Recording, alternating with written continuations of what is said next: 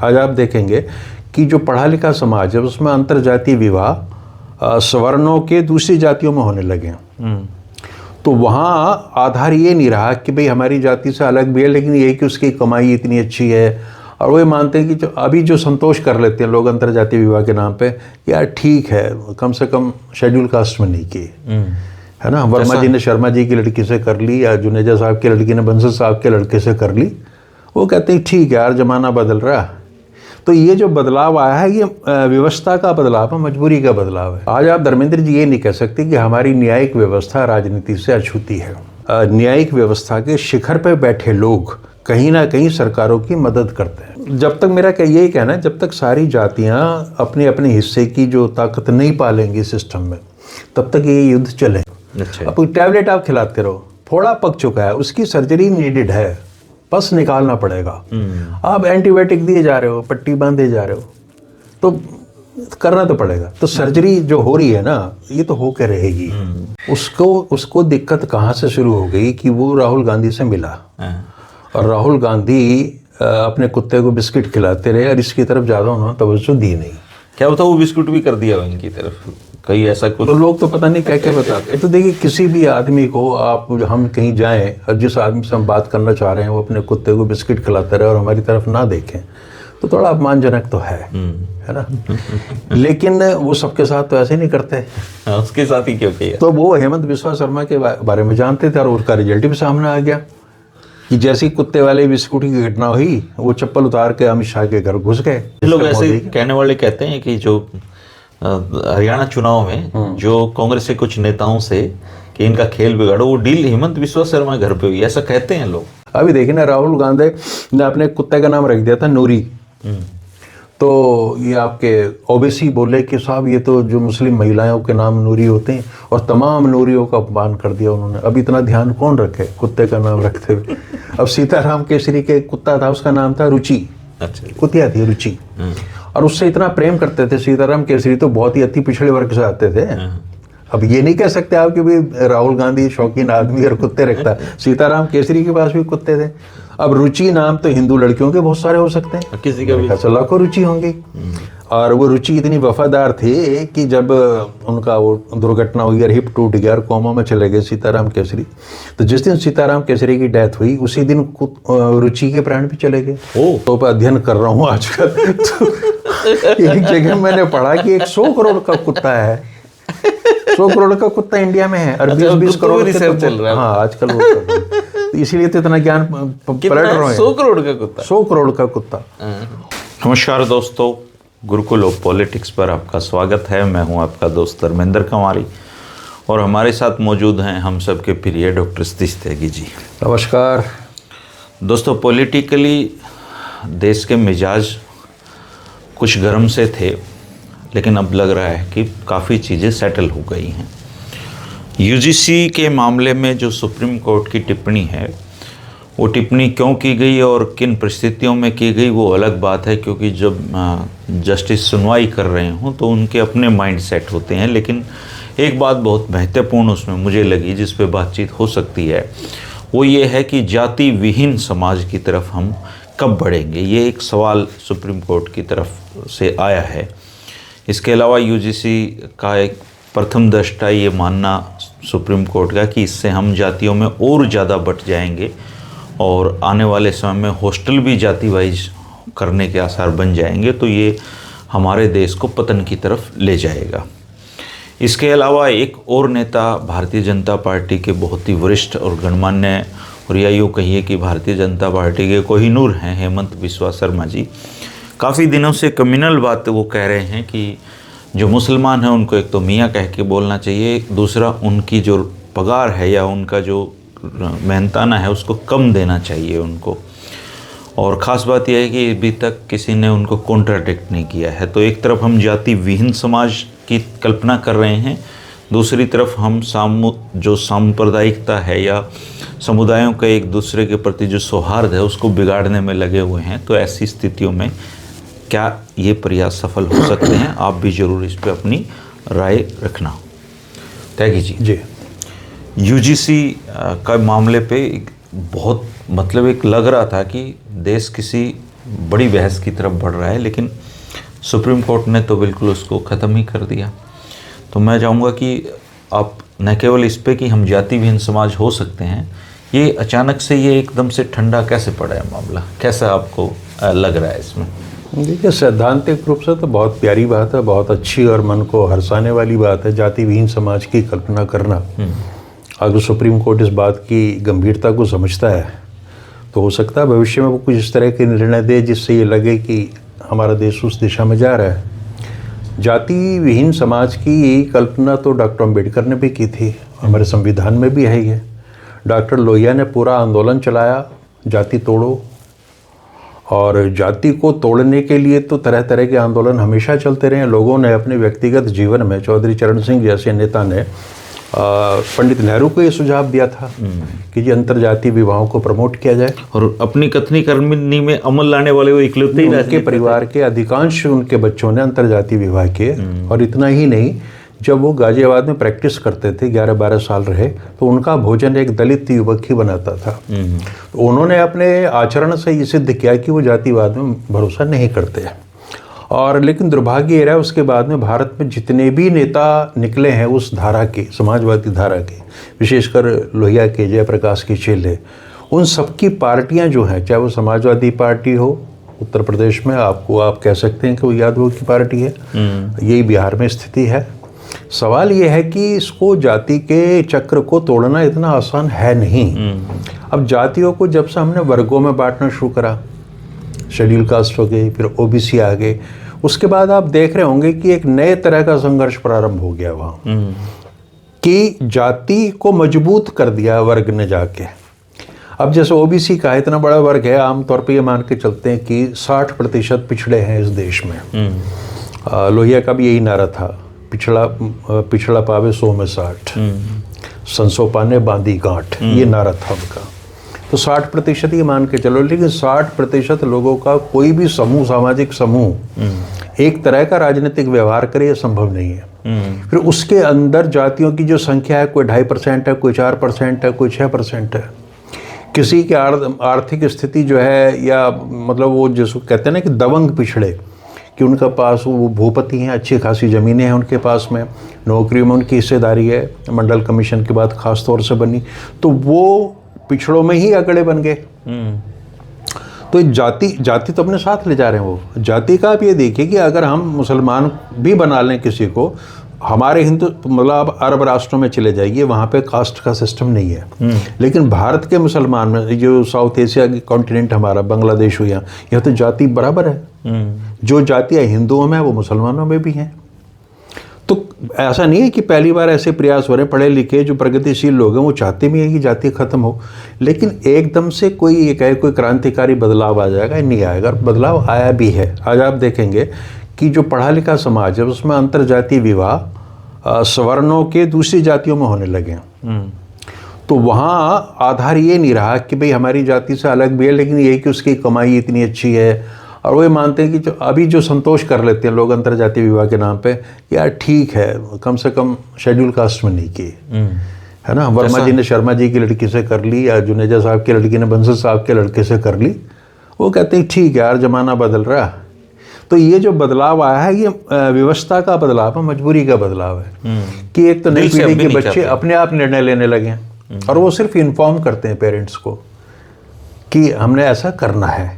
तो ऐसी तो बहुत चीज़ें हैं, लिव इन आने लगी है, दुनिया भर के कंसेप्ट आ रही हैं जो इंडियन सोसाइटी में। तो ये टूटेगी, या तो नई पीढ़ी का बहुत बड़ा हिस्सा इसको अडॉप्ट कर लेगा जो जिस राह पे चल पड़ा है। सुप्रीम कोर्ट के कहने मात्र से ऐसा ही सिर्फ ये जाता है कि भाई सुप्रीम कोर्ट ये चाहता है कि हम जाति विहीन समाज की रचना करें, लेकिन इस निर्णय के जो यूजीसी के नियम जो हुए हैं वापस, इसके पीछे भी बहुत बड़ी राजनीति है। आज आप धर्मेंद्र जी ये नहीं कह सकते कि हमारी न्यायिक व्यवस्था राजनीति से अछूती है। एक देश में जब चीफ जस्टिस ऑफ इंडिया फैसले इस आधार पर लिखता है कि मैंने श्री राम को याद किया और निर्णय दे दिया, या 4 जजेस बाहर निकल के आके ये कहते हैं कि हमारे अंदर डेमोक्रेटिक सिस्टम खत्म हो गया, और तरह तरह के आरोप लगाए, और फिर उनमें से ही कुछ लोग बदल गए, तो आज आम आदमी ये मानता है कि भारत के न्यायिक व्यवस्था के शिखर पर बैठे लोग कहीं ना कहीं सरकारों की मदद करते हैं। अब ये सरकार, आपने देखो इस इतने बड़े इशू पे ना तो सरकार बोली ना विपक्ष बोला। ये ऐसा लगा जैसे जनता की अपनी लड़ाई है, सवर्णों की, पिछड़े और दलितों के एक लड़ाई है। तो उसमें सवर्णों को ये लग रहा था गुस्सा, जैसे हमने अपने पिछले उसमें भी कहा था, उनको एक काल्पनिक डर था कि भविष्य में हमारे साथ हमको अछूत कर दिया जाएगा एक तरीके से, और अगर फेक शिकायत हुई तो उसके ऊपर क्या कार्रवाई। हाँ, तो एक धारणा ये भी है कि सुप्रीम कोर्ट ने सरकार की समस्या का समाधान कर दिया। ये चर्चा होने लगी थी कि मोदी इसको वापस ले सकते हैं, ठीक है ना। तो उन्होंने, कुछ लोगों का ये मानना है, जो पब्लिक इंटेलेक्चुअल हैं, वो ये कह रहे हैं कि ये सरकार की मदद उन्होंने की, बचा लिया सरकार को, है ना। जबकि अब जो सवर्णों का तो हो सकता है आक्रोश कुछ ठंडा पड़ा हो, लेकिन जिन लोगों के हित में ये था सारा का सारा, उनकी आशाओं पे तो पानी फिरा है ना। जो ये मान रहे थे कि हमें एक सामाजिक सुरक्षा मिली है और अब हमारे साथ इनजस्टिस नहीं होगा। लेकिन वो उसके लिए तो अच्छी अच्छी बातें की हैं सुप्रीम कोर्ट ने, जातिहीन समाज और मतलब देश को आगे। सुप्रीम कोर्ट को का ये मानना है कि ये सारी चीज़ जो है ना, ये परफेक्ट नहीं है। इसमें उन्होंने ये भी नहीं कहा कि हम नहीं सुनेंगे, इस पर स्टे नहीं लगाया उन्होंने। तो वो सुप्रीम कोर्ट ये कहना चाह रहा है कि आप इसको व्यापक स्तर पे इस पर चर्चा करो। चूँकि दिग्विजय सिंह इस स्थायी समिति के, संसद की जो स्थायी समिति थी, उसके अध्यक्ष थे, उन्होंने ये कह दिया कि हमारे यहाँ जो पार्लियामेंट्री कमेटी में सिफारिशें थी वो है ही नहीं इसमें। तो ये भी अपनी बड़ी एक समस्या खड़ी होगी। तो क्या यूजीसी ने अपने लेवल पर सारी चीज़ें की और सरकार बिल्कुल नेपथ्य में चली गई? धर्मेंद्र प्रधान को आना पड़ा जैसे तैसे कि भाई यार तुम सुलझाओ इस मामले को, ठीक है। और सारा ठीकरा जो है वो धर्मेंद्र प्रधान के सिर पर फोड़ने की तैयारी हो गई। तो सरकार, मेरी ये समझ है कि सरकार की बिना अनुमति के, अनुशंसा की चीज़ें हो नहीं सकती थी। लेकिन जब सरकार को लगा कि एक ऐसा बम फोड़ दिया हमने जिसका विकिरण, जो रेडिएशन होगा उससे हम भी झुलस जाएंगे, तो उन्होंने, अब पता नहीं सच क्या है, लेकिन ये एक धारणा है कि सुप्रीम कोर्ट जब जब सरकार फंसती है उसकी कहीं मदद करता है। और खुल के आप इस काम को कर नहीं सकते, तो उसका तरीका ये है कि आपने 10 निर्णय दिए हैं, तो जो 2 बड़े या 3 ऐसे बड़े निर्णय जो सरकार को फंसाते हैं, आप उनमें सरकार के पक्ष में दे दीजिएगा और 6-7 निर्णय ऐसे दे दीजिएगा जिनकी वाहवाही होने लगे। तो ये एक अजीब सा पैटर्न चला है कि आज आपको लगता है कि सुप्रीम कोर्ट बहुत ईमानदार है और हमारे जजेस जो हैं बड़े ठीक हैं, और 2-4 दिन या 2-4 महीने आपने इस विचारधारा पर, आप सोच पे काम कायम रहे, और अचानक से सुप्रीम कोर्ट सरकार को किसी मुद्दे पे बचा कर ले जाता है। तो ये जो अंडरस्टैंडिंग हो रही है ना सरकार की और कोर्ट्स की या और एजेंसीज की, ये आम लोग समझने लगे इन चीज़ों को, है ना। तो लेकिन चलो ठीक है, अब अगर थोड़ी सी शांति इससे हुई है और अब 1.5-2 साल का वक्त है सीजीआई के पास, मैं तो ये कहूँगा कि जब वो रिटायर हों तो जातिहीन समाज की संरचना के काम में लग जाएं। रिटायरमेंट के बाद बड़ा प्रोजेक्ट होगा, और ये भी एक वो होगा कि भाई पोस्ट रिटायरमेंट कुछ नहीं उन्होंने ना लेके और वो इस आंदोलन में कूदे हैं। ठीक बात। तो ये भी बड़ी बात होगी। तो एक स्टैंड अप कॉमेडियन है, वो ये कह रहे थे कि भाई कोर्ट की अवमानना ना हो तो मैं कह सकता हूँ कि कोर्ट का मतलब होता है ब्राह्मण बनिया आर्बिट्रेशन सेंटर। अच्छा जी, कुणाल कामरा ने कहा है। हाँ, कुणाल कामरा ने। तो उन्होंने कहा हो सकता है मुझ पर कोर्ट वो करते हैं, लेकिन एक बेंच अगर 3 जजों की बनानी हो तो क्या ऐसी बेंच बन सकती है जिसमें 2 जज बनिया और ब्राह्मण ना हो? तो ये आक्षेप क्या, बड़ा कटाक्ष क्या ज़बरदस्त। तो जिन लोगों को आप जिम्मेवारी दे रहे हो जाति विहीन समाज की संरचना की, वो खुद इसी भावना से ग्रस्त हों तो आप क्या करोगे, है ना। लेकिन फिलहाल सरकार को राहत मिली है, ये आप भी महसूस कर रहे होंगे, और ये राहत जो है बहुत लोगों का ये मानना है कि सुप्रीम कोर्ट के सौजन्य से मिली है। लेकिन राहत, जैसे सवर्ण है वो सरकार से नाराज हों, वो सरकार से खुश हों, वोट तो उनको बीजेपी को ही देना आज के दिन, तो जिनको जगह है। भारतीय जनता पार्टी का जो परंपरागत वोट बैंक है, जिसे मैं बीबीसी कहता हूँ, ब्राह्मण बनिया कॉरपोरेशन, वो उसके पास अभी विकल्प भाजपा से बेहतर नहीं है। अभी तो वो दिन नहीं आए ना जब 500 रुपए का पेट्रोल खरीदने के लिए तैयार थे और किसी भी कीमत पे जाने को तैयार थे। अभी तो बहुत अच्छी स्थिति में है, अभी तो 100-125 चल रहा होगा पेट्रोल का, अभी तो हुआ नहीं। तो उनको ये पता ना, तो वो कांग्रेस को वोट देंगे, और जो प्रदेशों में जो क्षेत्रीय दल है ना वो उनको वोट कर रहे हैं। तो अभी वोट की कोई लंबी चौड़ी चिंता है नहीं, और बहुत समय है, और जब वक्त आएगा समय आएगा, मैं बता दूं, आप कितना ही इनका सवर्णों का करते रहिएगा, इनका मेजॉरिटी जो है वो बीजेपी के साथ ही जाएगी। वो वोटों से ही करेंगे। और इस तथ्य को भारतीय जनता पार्टी का शिखर नेतृत्व तो बखूबी जानता है। वो तो बहुत नेता मैंने ऐसे कहते सुने जो कहते हैं कि एक जेब में बनियार एक में ब्राह्मण, तो उसको वो टेक इट फॉर ग्रांटेड वाले हालांकि बीजेपी ने बहुत तेजी से खुद को बदला है, लेकिन बचपन से यही सुनते आए हैं कि यही लोग इनको वोट करते हैं। देखिए बहुत आए, हालांकि इन्हीं में भी इनके खिलाफ बहुत लोग हैं। बीजेपी की चिंता ये है कि जो नया वोट बैंक उनसे जुड़ा है, जो परंपरा से वैचारिक रूप से उनके साथ नहीं था, हिंदुत्व का जो उन्होंने विश्वमन किया और उसके आधार पर जो ये सारी चीजें बनी, ये कहीं छिटक ना जाए। तो इसको अपनी इंटेंशन दिखा दी कि हम ओबीसी के पक्ष में ये करना चाह रहे थे, बड़े मेजर्स थे, लेकिन भाई क्या करें, सुप्रीम कोर्ट ने रोक दिया।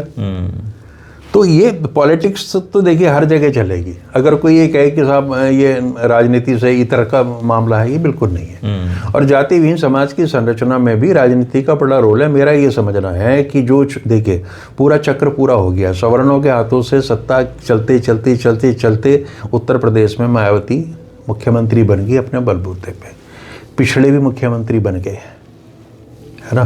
तो जो सत्ता का जो बंटवारा है वो जब तक नॉर्मल ऐसे चलता रहेगा ना, ये अभी जहाँ जहाँ चक्र पूरे नहीं हुए वहाँ पे आपको थोड़ी सी परेशानी होगी। उत्तर प्रदेश में अभी अब हम जहाँ हरियाणा में बैठे हैं, अभी यहाँ दलित मुख्यमंत्री की कल्पना नहीं कर सकता कोई। भाई अपॉइंटमेंट से आपके और कल्पना भी करो तो एक या दो नाम ही दिखते हैं वो। हाँ, क्योंकि उनको ये महसूस है, वो ये मान के चलते हैं ना हमारा कहाँ नंबर आएगा। तो ये भाजपा और कांग्रेस इस काम को कर सकते हैं, चूंकि इन्होंने मुख्यमंत्री खुद चुनने होते हैं, मोहनलाल भजनलाल जैसे लोग चुनने होते हैं, और कांग्रेस को भी जो भी पर्ची निकलती है उनकी, तो उस पर्ची में से अगर किसी दलित का नाम निकाल दें एक बार, तो ये जाति विहीन संरचना जो समाज की है उसकी दिशा में एक बड़ा कदम। हालांकि पंजाब में चन्नी का प्रयोग किया था राहुल गांधी ने, और वो सफल, हाँ वो प्रयोग सफल नहीं हुआ। लेकिन देखिए प्रयोग तो सारे सफल नहीं होते ना, राजनीति चुनावी दृष्टि से नहीं हुआ, लेकिन एक शुरुआत तो हुई। अब जैसे राजस्थान में जगन्नाथ पहाड़िया हुए थे, बिहार में एक जमाने में भोला पासवान शास्त्री हुए थे, दलित मुख्यमंत्री रहे हैं, बिहार में तो अल्पसंख्यक अब्दुल गफूर भी मुख्यमंत्री रहे हैं। तो अगर ये चीज़ें चलती रहती उस वक्त से 60-70 के दशक से, कि आप बारी बारी से ये नेतृत्व देते, तो अब तक लोग ये मान लेते कि राजनीतिक नेतृत्व तो हम छोटी जातियों का भी स्वीकार कर सकते हैं। जो जातियां सो कॉल्ड बड़ी बनी वो तो पहले वो भी तो छोटी थी सारी की सारी। जी जी भाई इन ऊपर वालों को छोड़ के जो काशीराम कहते थे 1585 तो छोटे थे, इनसे तो 15 से तो छोटे ही थे। जाट यहाँ तो श्रवण कास्ट हैं और राजस्थान में ये ओबीसी कास्ट। हाँ, तो अब तो जब तक मेरा यही कहना है, जब तक सारी जातियां अपने अपने हिस्से की जो ताकत नहीं पालेंगी सिस्टम में, तब तक ये युद्ध चलेंगे। जितना भी मैं तो इसको भी कोई बुरी चीज़ नहीं मान रहा कि जातियों का संघर्ष यहाँ चल रहा है, तो ये इसका निष्कर्ष अच्छा ही होगा, क्योंकि इसके बिना आप कर नहीं सकते। आप अब टैबलेट आप खिलाते रहो, फोड़ा पक चुका है, उसकी सर्जरी नीडेड है, पस निकालना पड़ेगा। आप एंटीबायोटिक दिए जा रहे हो, पट्टी बांधे जा रहे हो, तो करना तो पड़ेगा। तो सर्जरी जो हो रही है ना, ये तो होकर रहेगी। और ये जो यूजीसी का, अब आप यूजीसी में तो कह रहे हो भेदभाव ना, और जो इंटरमीडिएट कॉलेजेस हैं, हायर सेकेंडरी, उनमें नहीं होते भेदभाव। कहाँ नहीं होता ये? भाई अंबेडकर को तो प्राइमरी स्कूल में करना पड़ गया था, क्लास से बाहर बैठ के, पर तो हर जगह है। जाति कभी जाती नहीं जी, नहीं जाएगी भी नहीं। जाति का और स्वरूप हो जाएगा। जो बहुत डेवलप्ड सोसाइटीज़ हैं, आप मान लो कि जाति हट गई तो फिर दूसरे तरह का विभाजन आ जाएगा। हाँ, अमेरिका में रहा काले गोरे का सब जगह है। नहीं, ए ग्रेड बी ग्रेड आप एम्प्लॉय जो है आपके देखिए ना। हाँ, ये भी विभाजन ही है? ये भी विभाजन है। तो अभी ये सोचने में अच्छा लगता है कि वो दिन कब आ जाए जब दलित अफसर को कोई ब्राह्मण चपरासी या बनिया चपरासी पानी पिलाएगा। पिला तो देगा मजबूरी में, हालात ऐसे हो गए भारत में। लेकिन वो खुश नहीं होगा, उसको लगेगा कि ना। तो हमें ये अपना जो एक प्रोफेशनल हमारा चरित्र है, उसमें हम अपनी जाति को ना ढोएं, और हम अब काम को, हर काम को सम्मान देना पड़ेगा कि पानी पिलाना कोई बुरा काम नहीं है। और जो पानी पी रहा है उसे अहंकार ना हो कि देखो ये वो लोग हैं मुझे पानी पिला रहे हैं जो सदियों से हमें वो भी सर्कल को मतलब। तो ये मेंटेलिटी छोड़नी पड़ेगी, और इस दिशा में काम कोई नहीं कर रहा। तो अभी तो झगड़ा चलेगा। कल्पना अच्छी है जाति विहीन समाज की। नाम सुनने में अच्छा लगता है ना। हाँ, दूसरे आपने बता दिया हेमंत बिस्वा। लेकिन एक्चुअली कोई बीजेपी का गहरा नेता ये बात कहे ना सर, समझ में आता है। एक प्रदेश का मुख्यमंत्री मतलब ऐसी बातें करते हैं और बीजेपी उसको जब्त करती है उन बातों को। हेमंत बिस्वा शर्मा को आप किसी से भी बात करोगे जो इसके बारे में जानता, वैसे वो कांग्रेस से थे, वो कांग्रेस से ही निकला है। उसको दिक्कत कहाँ से शुरू हो गई कि वो राहुल गांधी से मिला और राहुल गांधी अपने कुत्ते को बिस्किट खिलाते रहे और इसकी तरफ ज़्यादा उन्होंने तवज्जो दी नहीं। क्या होता वो बिस्कुट भी कर दिया हो इनकी तरफ कहीं ऐसा कुछ। तो लोग तो पता नहीं क्या क्या बताते। तो देखिए, किसी भी आदमी को हम कहीं जाएं और जिस आदमी से हम बात करना चाह रहे हैं वो अपने कुत्ते को बिस्किट खिलाते रहे और हमारी तरफ ना देखें तो थोड़ा अपमानजनक तो है ना। लेकिन वो सबके साथ तो ऐसे नहीं करते। उसके साथ ही क्यों किया। तो वो हेमंत बिस्वा शर्मा के बारे में जानते थे और उसका रिजल्ट भी सामने आ गया कि जैसी कुत्ते वाले बिस्कुट की घटना हुई, वो चप्पल उतार के अमित शाह के घर घुस गए। अमित शाह ने उन्हें गले से लगा लिया। उन्हें नॉर्थ ईस्ट में एक ऐसा जहरीला आदमी चाहिए था जो सारी फिजा बना सके, वो उसी काम पे लगा हुआ है। वो तो पूरे देश में ही बना रहे हैं, है ना। नॉर्थ ईस्ट क्यों, तो मैं तो कई बार कहता हूँ ना कि राहुल गांधी को एक बार हटा दो, अब राजनीति खत्म हो जाएगी भारत की। कुछ लोग ऐसे कहने वाले कहते हैं कि जो हरियाणा चुनाव में जो कांग्रेस के कुछ नेताओं से कि इनका खेल बिगाड़ो, वो डील हेमंत बिस्वा शर्मा घर पे हुई, ऐसा कहते हैं लोग। कुछ भी हो सकती, वो आदमी सामान्य तो नहीं है। लेकिन सबसे बड़ा जो प्रश्न ये है कि एक मुख्यमंत्री जिसने ये ओथ ली है कि मैं बिना किसी संकीर्णता विधि द्वारा स्थापित विधि उसका सम्मान करूंगा और कोई भेदभाव नहीं करूंगा, ये तो खुल्लम खुल्ला भेदभाव है और सांप्रदायिकता को बढ़ावा दे रहा है। किसी भी व्यवस्था में ऐसे मुख्यमंत्री को विद इन आवर्स जेल में होना चाहिए था, बर्खास्त कर देना चाहिए। लेकिन उसको पूरा संरक्षण अमित शाह का मिला हुआ है और इस नाते से मोदी जी का भी मिला हुआ है, क्योंकि उन्हीं के एजेंडे पे वो काम कर रहा है। और उनको ऐसा आदमी चाहिए जो राहुल गांधी के खिलाफ इतना जहर उगल सके जितना वो उगल रहा है ना। अब राहुल गांधी का कुत्ता भी इतना इम्पोर्टेंट हो गया। राहुल गांधी कुत्ता छोड़ो, जरूर संसद में गए हुए थे और सब है ना, अच्छी सर्दी थी 2-3-4 दिन पहले, सब तो बड़ी बड़ी जैकेटों में और वो अकेले टी शर्ट में बंदा। मतलब ऐसा लगा जैसे सर्दी में गर्मी आ गई हो सर। वो उसका ऐसा क्या मतलब बॉडी को ऐसे तैयार किया जा सकता है सर्दी ना लगे। मुझे लगता है विटामिन B12 की एबंडेंस है। अच्छा। हमने एक वीडियो बनाया था ना कि हाथ पांव ठंडे लगते हैं, ठंड ज़्यादा लगती है जिनके शरीर में B12 की कमी होती है। तो मेडिकली तो अगर हम ये मान सकते हैं कि उनका B12 बहुत अच्छी स्थिति में है। दूसरे वो उन्होंने अपने आप को ऐसा डेवलप कर लिया है कि उनको ठंड नहीं लगती। कमाल है सर, मतलब ठंड नहीं लगती बंदे को। बट उसके इर्द गिर्द सारी चीज़ें घूमती हैं। तो हेमंत बिस्वा शर्मा को तो जब राहुल गांधी गए थे असम के दौरे पे, तो गए थे आपका चीफ मिनिस्टर जेल में जाएगा। और अब धीरे धीरे ऐसा माहौल बन रहा है कि अगर हुआ तो हो सकता है कि कहीं वो जेल ना जाना पड़े।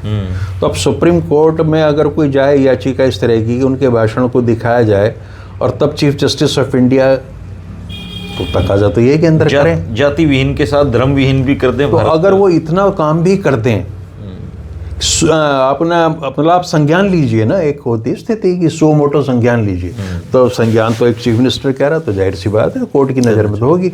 उसको बुला के हेमंत बिस्वा शर्मा को और अपने अंदर करते हैं तो एक मैसेज जाएगा पूरे देश में कि ये वास्तव में ये तो ये है।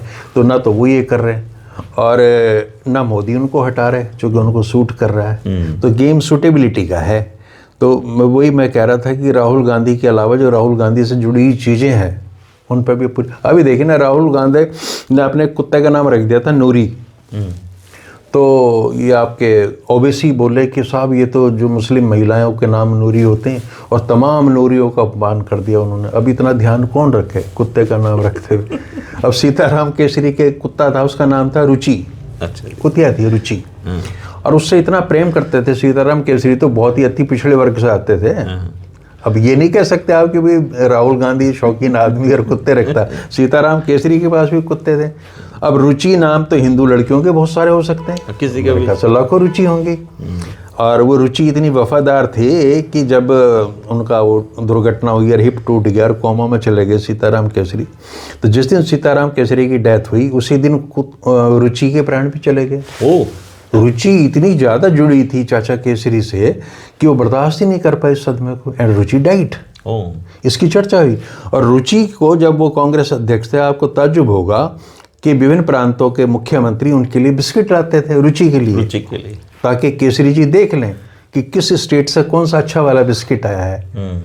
तो पेट से लोगों को प्रेम इतना होता है। कहते हैं किसी बड़े आदमी का पेट गुम हो जाए तो पुलिस भी ढूंढने निकल पड़ती है। अरे साहब, ऐसी खबरें छपती। मैं कुत्तों पर अध्ययन कर रहा हूँ आजकल। तो एक जगह मैंने पढ़ा कि एक 100 करोड़ का कुत्ता है, 100 करोड़ का कुत्ता इंडिया में है और 20-20 करोड़ रिसर्च चल रहा है। हाँ, आजकल वो कर रहे हैं। तो इसीलिए तो इतना ज्ञान पलट रहे हैं। 100 करोड़ का कुत्ता, 100 करोड़ का कुत्ता। और कुत्ते इतने महत्वपूर्ण हैं कि भाई राहुल गांधी की गलती नहीं है। कई बार आप देखेंगे, मैंने बिल्लियां पाल रखी हैं। हाँ। जब मैं अपनी क्यूटी बिल्ली से मतलब बात कर रहा होता हूँ तो मुझे लगता है किसी का भी क्या कोई महत्वपूर्ण आदमी नहीं। अब कोई हेमंत बिस्वा शर्मा निकल रहा है उसमें और बुरा मान के बैठ जाए थे। हम तो गए थे और बताओ वो साधारण सा आदमी डॉक्टर त्यागी और वो अपनी बिल्ली में उलझा रहा। तो कई बार जो मनुष्य है, मानव जाति से ज़्यादा पशुओं से प्रेम करने लगता है ना। तो होता है भाई। अब हमारे योगी जी हैं, वो भी जब जाते हैं तो उनके फोटो आते कुत्ते हैं। बिल्लियों की एक अच्छी बात है, गाय को उलझाते रहे। कुत्ते बिल्ली है ना आदमी की तरह जहरीले नहीं होते। कोई भी नहीं होता जहरीला। वहाँ जो है उसकी पहचान है कि भाई ये सांप हैं कुछ इस किस्म के जो जहरीले होते हैं या बिच्छू जहरीला होता है।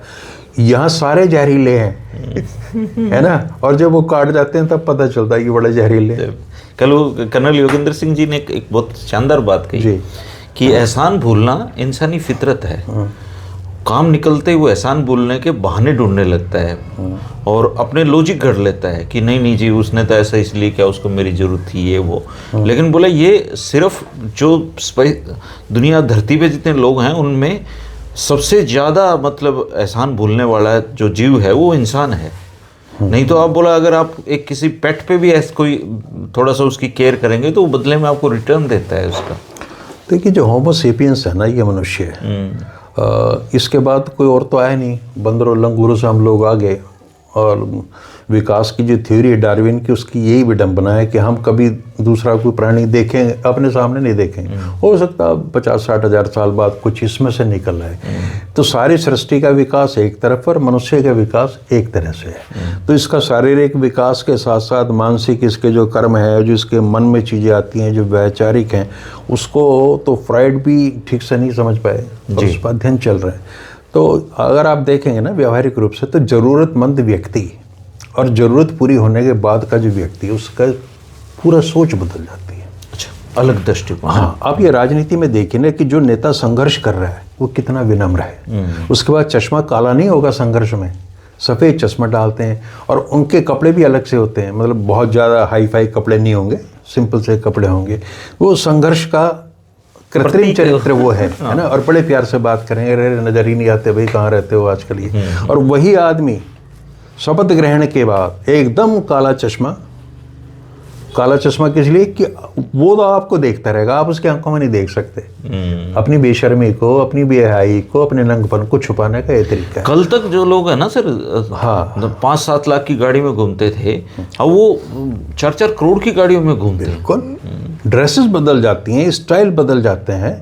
अभी तो हरियाणा में किसी विधायक को मैं खबर पढ़ रहा था, किसी रिटायर्ड लेफ्टिनेंट कर्नल था, उसने कहा कि ये चमचों से मुक्ति पाले भाई अगर दूसरा इलेक्शन जीता। बारेडा का है, सूबेदार थे वो। उन्होंने कहा कि भाई चमचों से मुक्ति पाले तो हालांकि सब ऐसे ही सुझाव देते हैं, पर चमचों से मुक्ति पाना कहाँ आसान है सर। अरे चमचों के बिना काम ही नहीं चलता। काम ही नहीं चलता। आपकी तारीफ तो चमचा ही करेगा ना, उसके बिना नहीं होगा। मुझे एक सज्जन बता रहे थे जी, एक मुख्यमंत्री के परिवार में मेरा बड़ा गहरा आना जाना था और मुझे ये गलतफहमी हो गई कि मैं इनके लिए बहुत महत्वपूर्ण हूँ। अच्छा जी। और जैसे ही ये लगा कि सरकार आने वाली है तो वो उनके परिवार का एक सदस्य ने मुझे ये कहा कि आप भी थोड़ी देर बाहर बैठ जाओ। बाहर बैठ जाओ है ना। तो बोला मेरी तो जमीन हिल गई सारी की सारी कि कल तक जो रिश्ते जो ऑर्डर थे मेरे से, और ये कहते थे तीसरा बेटा या 5वां बेटा है, बाहर बैठ जाओ एक झटके में। तो आदमी का गिरगिट से भी जल्दी रंग बदलता है। संघर्ष का चरित्र और स्टाइल अलग है, सत्ता का अलग है। इसलिए जो नेताओं के बहुत करीब लोग रहे होते हैं ना, आप ये देखना, अगर मेरे को एक सज्जन कह रहे थे कि अमुक नेता के पास मैंने 20 साल खराब कर दिए और अब वो मुझे घास नहीं डालता। तो मैंने उसको कहा कि वो जब बना था आप गए थे उसके यहाँ? बोले गया था मैं। तो मैंने कहा भाई साहब, मैंने ये पहली गलती भाई साहब नहीं कहना, सर कह के बात करो, क्योंकि वहाँ सर कहने वालों की लाइन है। नंबर 2, जैसे ही रिजल्ट डिक्लेयर हो कि ये जीत गया, वहाँ से हिलना नहीं है, जाना नहीं है। चूँकि और लोग अपना चेहरा दिखा देंगे और वहाँ इतनी भीड़ होती है कि वो नए नए चेहरे आने लगते हैं। तो वहाँ चाहे आपको निवृत्त ना हो किसी भी अपने जो नित्य कर्म है, चाहे कुछ भी कितनी बुरी स्थिति हो, भूख लग रही हो, शारीरिक जो आपकी अर्जें हैं उनको भी रोके पड़े रहो, लेकिन उस वहाँ से हिलना नहीं है, दिल्ली में पड़े रहो और रात तक मिलते रहो। अगर मैं सुबह मतलब 3-4 बजे नेताजी उठें और वो देखें अचानक से, तो वो आप वहाँ मिलने चाहिए, ठीक है ना। तो अपने ज़मीर को बिल्कुल मिटा देना पूरी तरीके से, और कोशिश ये करो किसी तरीके से नेताजी का फ़ोन आपके हाथ में आ जाए। संघर्ष हो रहा होगा वहाँ, 8-10 लगे होंगे इस लाइन पे कि फ़ोन मेरे, जिस दिन फ़ोन तुम्हारे पास आ गया, अब आप किसी का फ़ोन आए, लीजिए भाई सर। तो ये सब मनुष्य का चरित्र ऐसा है, और मुझे तो कोई ऐसा नेता मिला नहीं आज तक एक फिल्म में जिसका संघर्ष में और सत्ता में चरित्र एक सा रहा हो, नहीं रहता। अतीत के साथियों को वो सबसे पहले बोलता है कामयाब होने से। क्योंकि अतीत के साथियों ने संघर्ष में उसकी मदद की होती है हर लिहाज से। और कहीं मैंने पढ़ा था कि सफल आदमी की हर चीज में रुचि होती है सिवाय असफल व्यक्ति के। दोबारा बताना सर। सफल व्यक्ति की असफल व्यक्ति में कोई रुचि नहीं होती। ओके। तो वो तो सफल हो गया। अब जो भाई साहब के साथ लगे थे 20-20 साल खराब के, उनमें क्या इंटरेस्ट है उसका। अब वो ये देखता है कि कोई मुझे ऐसा बंदा मिल जाए कि कहाँ से मेरी इनकम के सोर्सेज बढ़ें, तो या तो वो उसके लिए कुछ उपयोगी हो टाइम खोटी करने वाले तो उसमें जो फॉर्मर एमएलएज होते हैं ना, वो उनके पास जाता है ज्ञान मार्गदर्शन के लिए कि भी ऐसे पॉइंट बता दो कहाँ से माल निकलता है, वो बता देते हैं वो, है ना। या उन्हें अधिकारियों की वो होती है कि ये यहाँ से इतना माल आ रहा है, ये तो ऐसी इन्फॉर्मेशन चाहिए ना। ऐसे मैंने खुद देखे व्यक्तिगत स्तर पे कि एक अनाड़ी मंत्री बन गया और उसने कैसे दूसरी पार्टी के उस्ताद से गुर सीखे, तो उसने बताया कि भी ऐसे ऐसे होता है। तो वो 3-5-7 दिन तो लगता है नॉर्मल सा कि ठीक ठाक है, उसके बाद जिसके पैर उसने संघर्ष के दौरान छुए हैं उन सबके पैर तोड़ेगा। ऐसा है ये होमो सेपियंस, क्या करें इसका, बदमाश है ये। उससे पहले व्यवस्था परिवर्तन उसने छुए हैं सबके तोड़ेगा उठा के क्या हराम कर। फिर तो उसे आर्थिक संसाधन चाहिए, स्रोत चाहिए, तो अपनी गरीबी से बाहर निकलना उसने।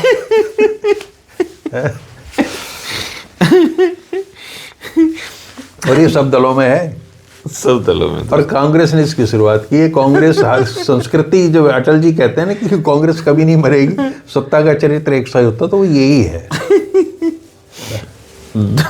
सबसे जरूरी जो बात है वो ये है दोस्तों, जाति विहीन समाज तो देखो बनेगा तब बनेगा, पर एक दूसरे से मानव होने के नाते प्रेम करना सीखना होगा। नेताओं का और जो लोग सत्ता में भागीदारी कर रहे हैं उनका तो एक्चुअली हमारे जो पॉलिटिक्स है सर, वो विक्टिमहुड की पॉलिटिक्स है। जैसे आप जापान जाओगे, जर्मनी जाओगे, वहाँ पे चुनाव में वो लोग बताएंगे कि हम क्या करने वाले हैं फ्यूचर में। हमारे यहाँ चुनाव में बताया जाएगा कि त्यागी जी का धर्मेंद्र ने इतना नुकसान किया तो हम इसका बदला लेंगे, इसका बदला उनसे लो। विक्टिमहुड की राजनीति है। आपका जो अजीत डोभाल हैं राष्ट्रीय सलाहकार, उन्होंने तो कहा है कि युवा तैयार हो जाए, युवा तैयार हो जाए। युवा पढ़ने के लिए तैयार ना हो, युवा बदल लेने के लिए तैयार हो जाओ। हाँ, लेकिन उनके अपने युवा नहीं, अपने बेटों के लिए नहीं, अपने बेटे तो सेट है उनके। हाँ, और सब आ जाओ, दूसरों के बेटे तो हमारे तो मतलब साइकोलॉजी इतनी खराब है। मैं जब प्रैक्टिस करता था, मैंने एक दिन किसी को कह दिया कि मैंने आप मूंग की दाल खाओ, बोला मूंग की दाल तो बनियों वाली दाल है। तो जब हम किसी सब्जी या दाल को भी बनियों वाली कह सकते हैं, मूंग की दाल बनियों वाली दाल, उसको भी जाति दे दी। आपको जी लौकी खा लो, टिंडा खा लो, हरी सब्जी खा लो। तो मैंने ऐसे लोग देखे बड़ी हिकारत की नज़र से देखे, मतलब उसको भी एक जाति का नाम दे दिया उन्होंने कि कुछ जातियां हैं ये भोजन उनके लिए है, कुछ जातियां ये भोजन उनके लिए है। तो जो इतना मतलब षड्यंत्रकारी मनुष्य है जो सब्जियों को, भौतिक चीज़ों को भी नाम दे सकता है, ये कैसे कपड़े पहन लिए उस जैसे, कहाँ तक जाओगे। आपके मनोविज्ञान में इतना डीपली रूटेड सारी चीजें हैं कि इस तरह के लोग कहते हैं कि जैसे प्रधानमंत्री ने कहा कपड़ों से पहचाने जाते हैं, तो ये कलाकारी हमारे तो बहुत पहले से है। और प्रधानमंत्री खुद जनसभा में कहते हैं फलाने समाज से हूँ, धिकड़े समाज से हूँ, मुकड़े समाज से। हाँ कहते हैं। भाई आप कह रहे हो कि ओबीसी आपने वर्ग दे दिया, जाति से आप वर्ग में आ गए। वर्ग कुछ नहीं है, वर्ग एक दिन में टूटने, एक बार किसानों का मजदूरों के वर्ग बने थे, धीरे धीरे वो भी विखंडित होकर जातियों की पार्टियां बन गई।